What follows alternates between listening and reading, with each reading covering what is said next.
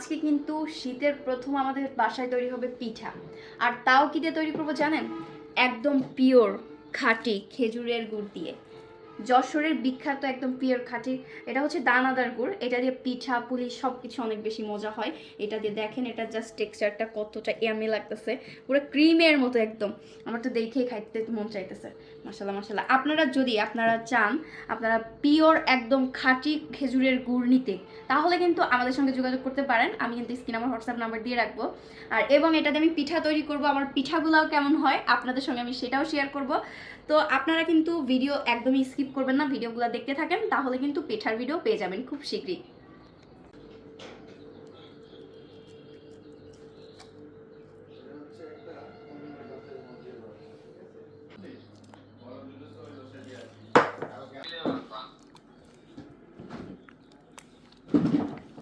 দেখছিস মুরগি